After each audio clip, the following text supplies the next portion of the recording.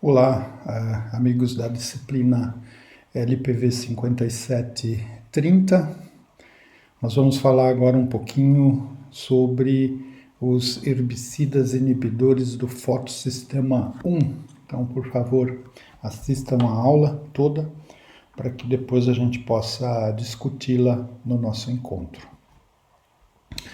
Então, os herbicidas do grupo D, são os herbicidas que promovem o desvio de elétrons do fotossistema 1. Eu já vou explicar o que quer dizer isso.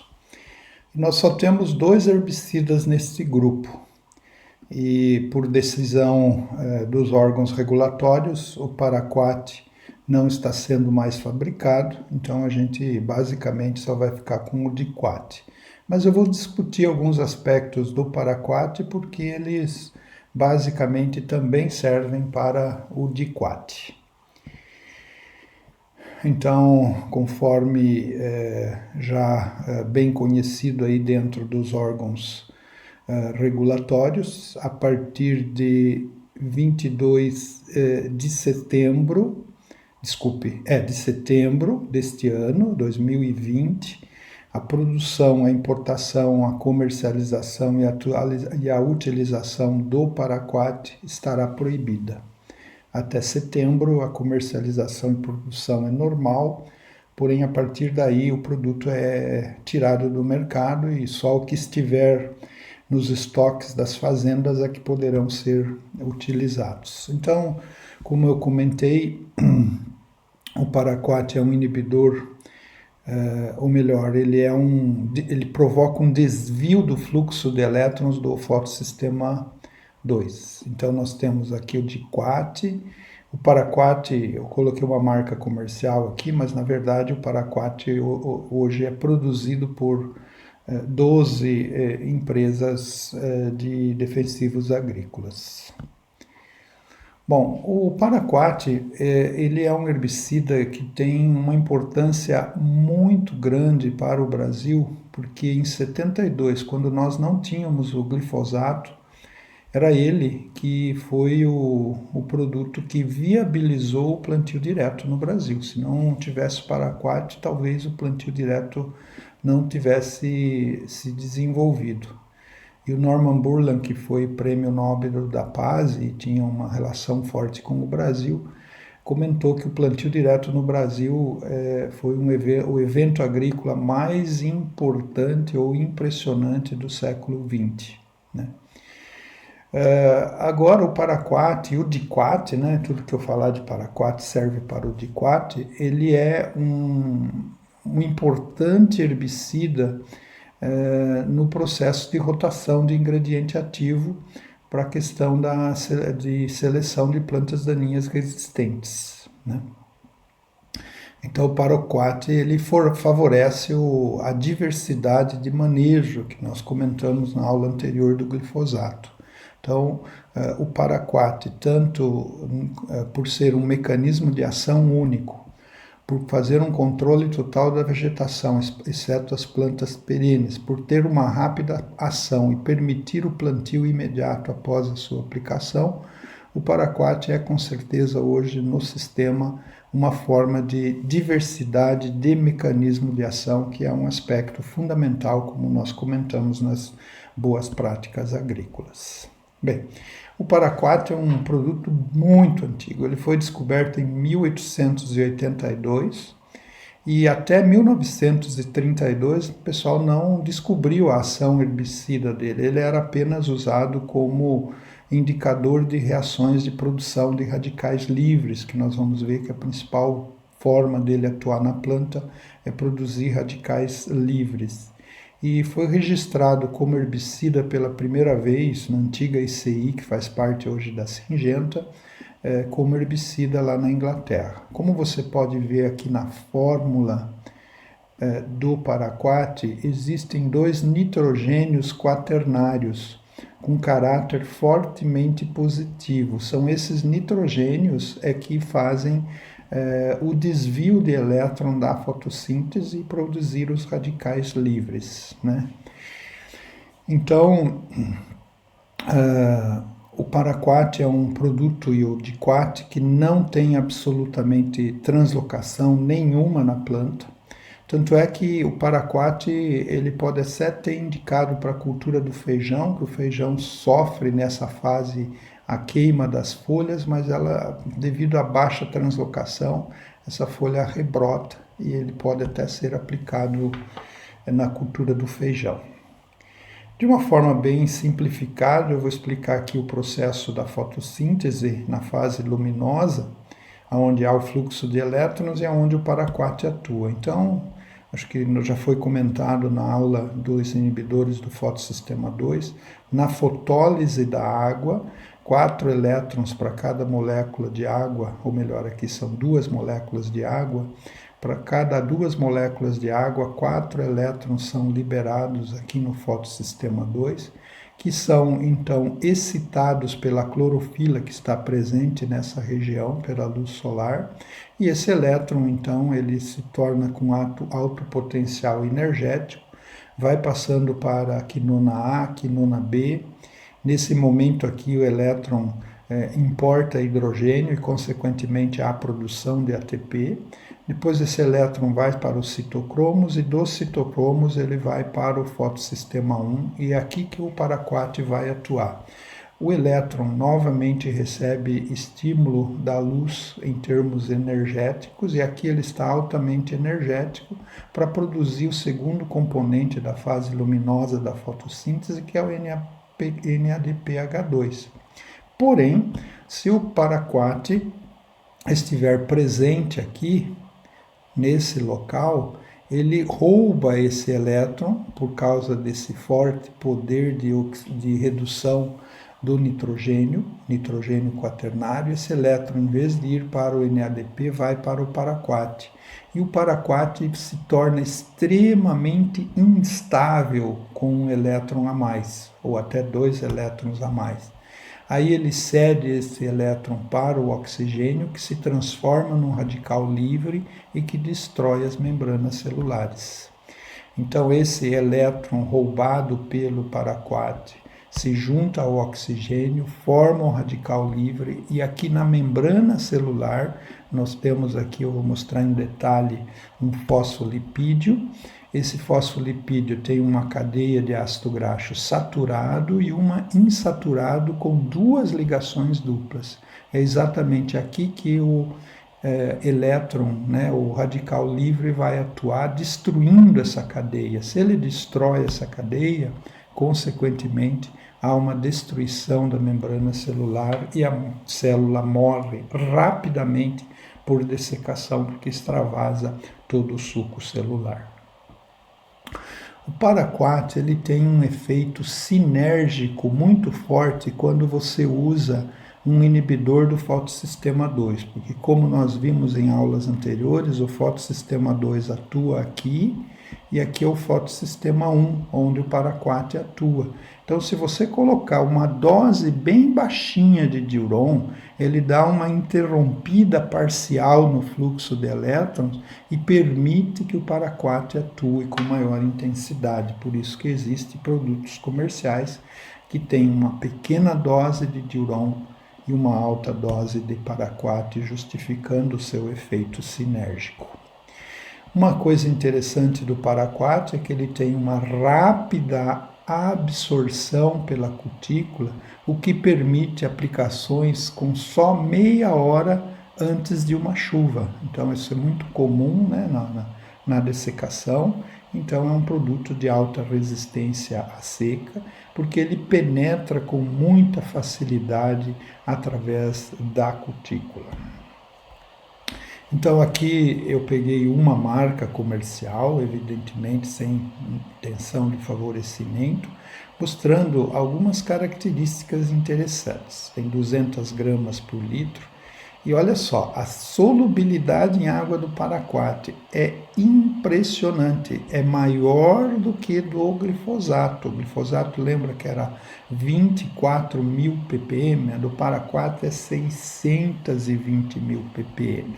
Agora, o que acontece quando você joga o paraquat no solo? Olha o KOC do paraquat, 1 milhão.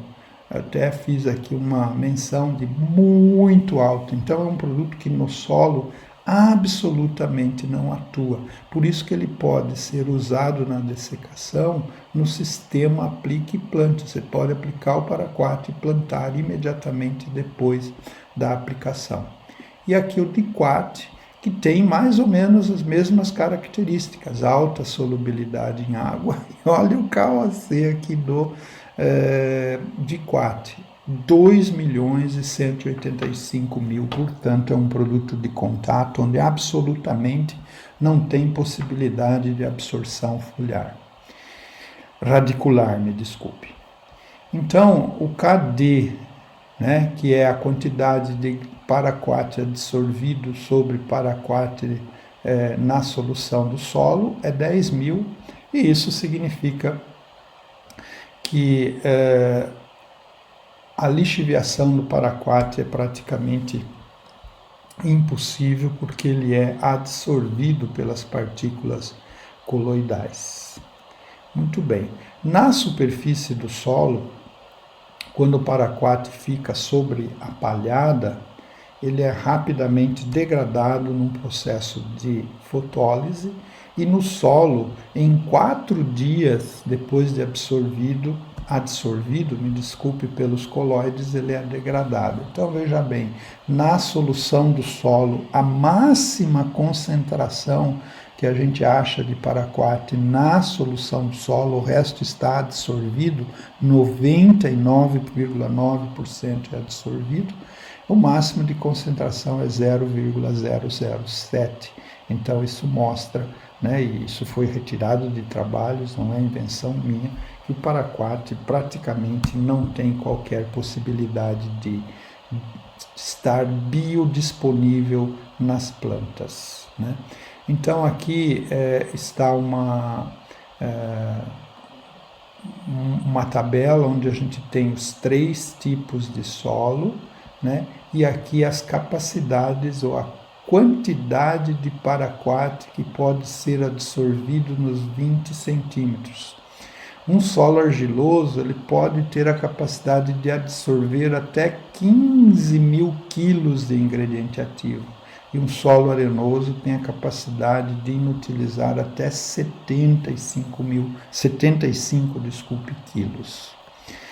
Em solo que recebeu paraquat durante 26 anos, a maior concentração encontrada, isso é um trabalho feito lá na Coreia, o primeiro trabalho na minha vida científico que eu vejo da Coreia, a concentração é de no máximo 7,5 ppm. Então, um solo tratado com essas concentrações liberou apenas essa quantidade de paraquat, mostrando que a alta absorção é a principal forma de degradação. Então, com base nos diversos estudos científicos, o paraquat não contamina a água, não contamina solo, as águas subterrâneas, e tem como principal característica alta absorção, baixa lixiviação e alta fotodecomposição sob a luz.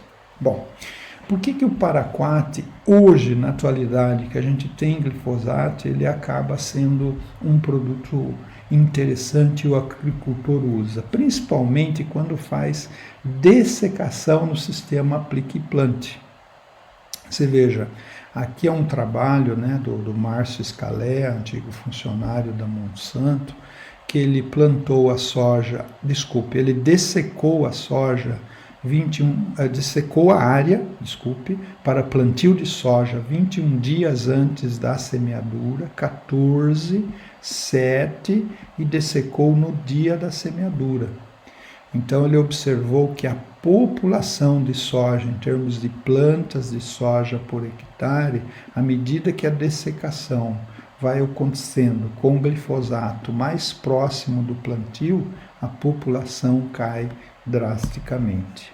Então aqui é uma dessecação feita no dia 3 de dezembro, né? E aqui o plantio, né, sendo feito logo em seguida. Então, aqui é o plantio feito no dia de dessecação, que pode reduzir a produtividade, aqui o plantio feito 14 dias, com uma excelente cobertura, sem problemas de plantabilidade, sem problemas de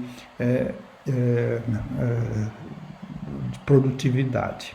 Então, no passado, e hoje também, mas só que hoje, em função da pressa que o produtor tem de plantar a soja por causa da safrinha, mas no passado o paraquat se encaixava muito bem no chamado sistema integrado de controle, ou seja, usar o glifosato numa dessecação antecipada 10 a 15 dias antes e depois entrar com o paraquat, controlando esses primeiros fluxos de ervas no sistema aplique e plante, ou seja, você aplicava e imediatamente depois semeava a soja. Esse sistema tem provado ser muito, muito interessante e o paraquat, nessa aplicação aplique e plante, ele controla esse primeiro fluxo de emergência antes da semeadura, provocando o que a gente chama de vantagem competitiva para a cultura da soja.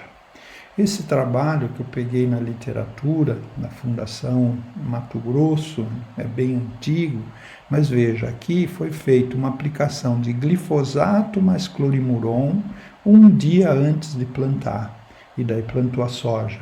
Aqui fez glifosato 20 dias antes de plantar e depois um dia antes de plantar paraquat mais diuron ou paraquat mais diuron mais, eu não sei que produto é esse aqui.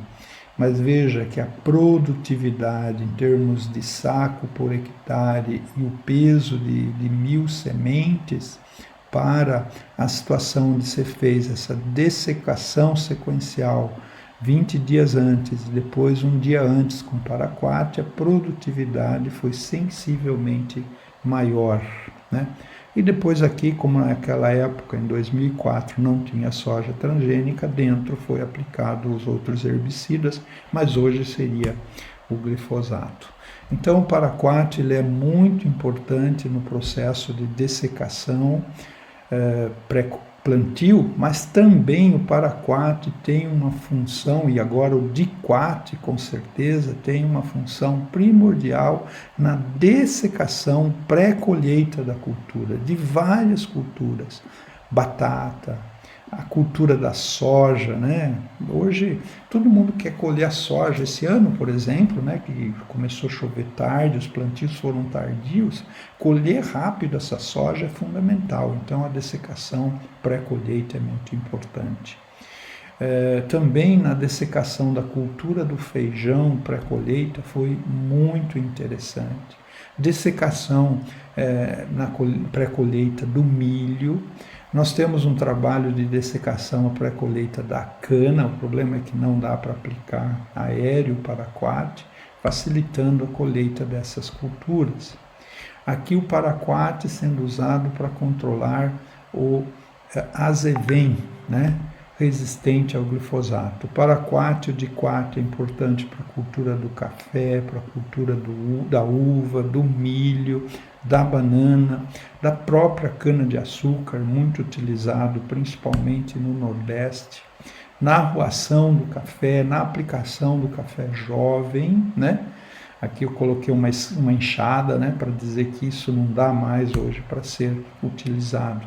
Na aplicação em jato dirigido no algodão e no manejo da soja voluntária que ocorre na entre-safra, permitindo então que tenha-se uma estratégia do famoso vazio sanitário, né? O paraquat é muito importante nesse processo. Esse vazio sanitário é variável dependendo do estado do Brasil e o paraquat desempenha uma função muito forte nisso. Então era isso, uma aula bem rápida sobre paraquat, que a gente depois então vai discutir futuramente aí nas nossas discussões de aula.